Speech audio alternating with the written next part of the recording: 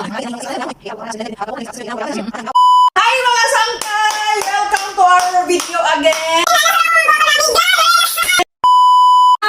Okay, go! Gitawagan ko ni Nathan, pero waray coverage. Goy, gitawagan ako si Nathan, pero di na makontak. Otro ko nga gintatawagan hiya, pero pirmi gudla out of coverage. Ginapirmi na ko siya tawag, pero permi siya nga dili makontak. Tama. Nabaraka na ako.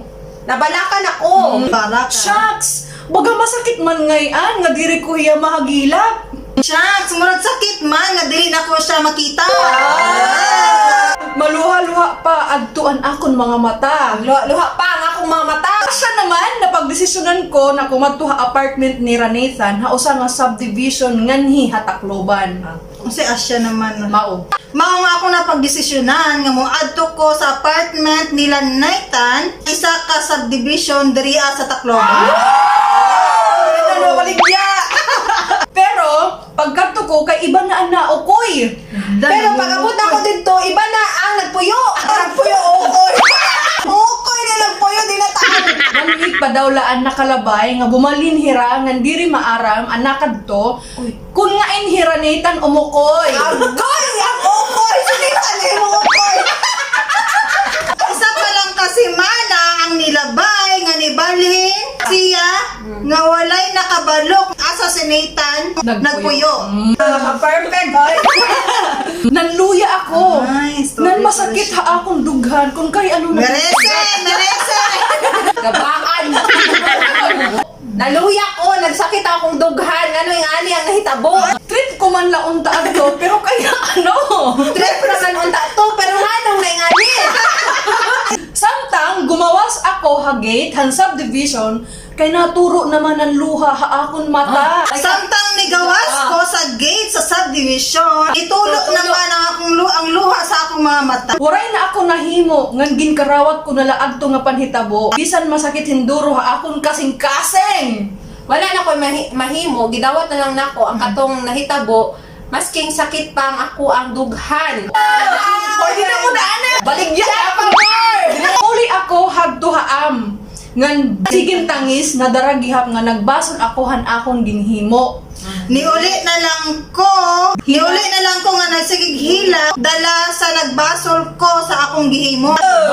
Merese ka girl! 3 months after, pira nagihap ang lumabay, tikang han nawara hinethan, hinigugma ko lagi piya, ngan karuyag ko masabtan, kung haing nahiya. Agoy. Pila na kabulan ang niagi nga nawala si Nathan nga ako ang gihigugma. Gipangita na ko siya. Unsa gyud karuyag? Gipangita na ko siya o gusto na ko nga masabtan kung asa siya. Ay, kangiyo.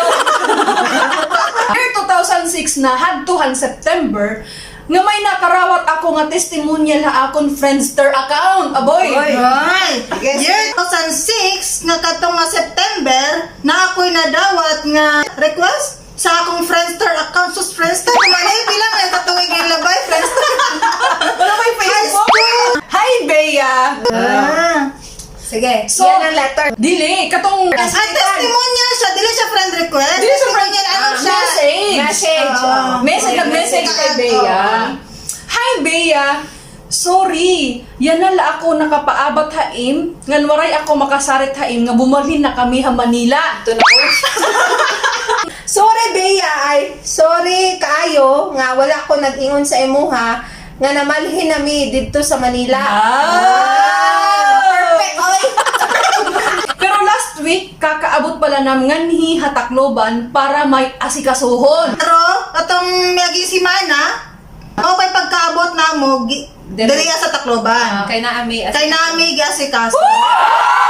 Kunain ka man yan na, kada gabi hit alas 6, kay magulat ako haimo. Dito ha at favorite spot ha RTR Plaza. Kung asa man ka nga karon, kung asa sarong gabi nga alas 6 maghulat ko nimo dito sa atong paborito nga spot sa RTR Plaza. Asa man ka Bea? Punta, mabasahan mo ini. Kay next month, mabalik na kami dito Manila. Unta mabasahan ni mo ni kay next month sunod bulan mo balik na mig Manila. Naghihigugma, Nathan. Balik sa Nathan. Tugma si Nathan. Nibalik sa Nathan. Siyempre, shock ang iyon ninang, haiyan nabasahan. Grabe adto anak kalipay, kay makikitaan ko na otron akong pinakahihigugma. Siyempre, na-shock ang inyong igat pagkabasa na ako. Grabe ang ako ang kalipay o gusto na ko siya makitaan pag usab kay mahal kaayo na ko siya. Pwede. Oray na ako magruha-duha.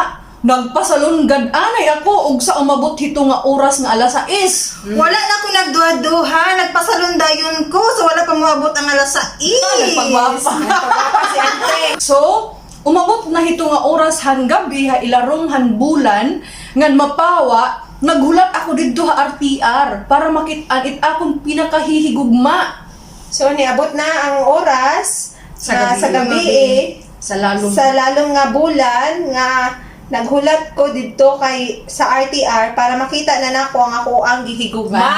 Niabot na siya. Niabot na. Ginkita ko ang akong orasan.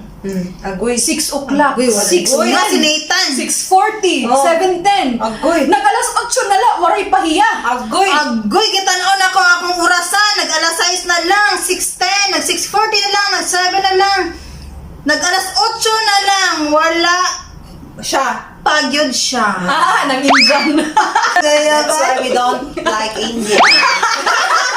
Joke. Joke lang po. Karuyag ko na umuli. Usa pa, banging ginuuwat la ako hadto. Gusto na ko muli. Basing ginaatik lang ko ato. Ay, grabe, amiga ba? Uy,